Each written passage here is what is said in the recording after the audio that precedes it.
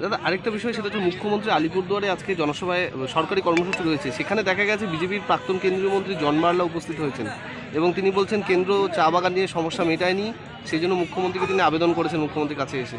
কি মনে হচ্ছে বিজেপির কি আস্তে আস্তে ঘুম ভাঙছে?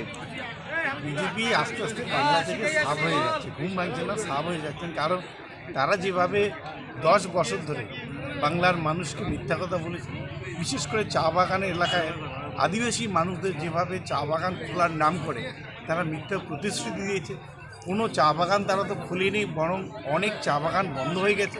আজকে সেই আদিবাসী মানুষদের বদলতে হয়েছে, যেটা আমরা সেই মাদারিহাট উপনির্বাচনের মধ্য দিয়ে দেখতে পেলাম যে বিজেপির জয়ী আসন তৃণমূল কংগ্রেস সেখানে জয়ী হয়েছে এবং সেটা বিপুল ভোটের মার্জিনে জয়ী হয়েছে। এর থেকে মনে হচ্ছে যে আদিবাসী এলাকায় বিজেপির যে গড় ছিল সেটা আজকে ভেঙে গেছে। মানুষের মধ্যে যে বিজেপির প্রতি যে একটা মোহ ছিল, সে মোহ আজকে শেষ হয়ে গেছে। এই জনবালার মতো মানুষ, যিনি কেন্দ্রীয় মন্ত্রী ছিলেন, সাংসদ তিনি ছিলেন, তিনি আজকে বলতে বাধ্য হচ্ছেন যে কেন্দ্রীয় সরকার বিজেপি শুধুমাত্র মানুষকে মিথ্যা কথা বলেই তারা মানুষের মন জয় করেছিল। মানুষ বুঝতে পেরেছে, তাই আজকে দলে দলে মানুষ সেই এলাকা থেকে তৃণমূল কংগ্রেসের নাম।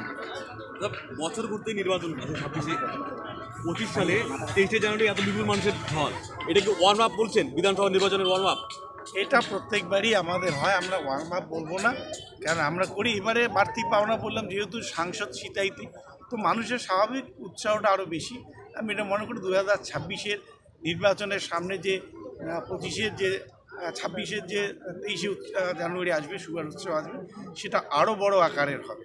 সেই সময় আজকে যে মানুষের ঢল নেমেছে, অন্তত তার চেয়ে কয়েক গুণ বেশি মানুষ আর সেদিন আসবে, সেই অপেক্ষায় আমরা আছি। এবং আমরা 2026-এর সিতাই বিধানসভা আমরা বলতেই পারি যে এখন থেকে যে সিতাই বিধানসভার মানুষ তৃণমূল কংগ্রেসের মাটিকে আরও বেশি করে শক্ত করেছে এবং আগামী দিনে সেটা আরও বেশি শক্ত হবে।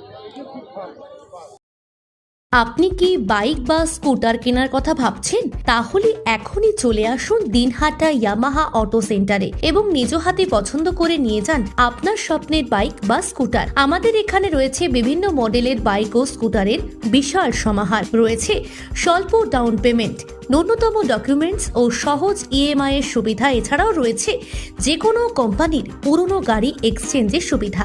তাই আর দেরি না করে এখনই যোগাযোগ করুন দিনহাটা ইয়ামাহা অটো সেন্টারে। আমাদের ঠিকানা সাহেবগঞ্জ রোড, বয়েজ বিক্রিয়েশন ক্লাবের সামনে। যোগাযোগের নম্বর 8158042471 এবং 7602877619।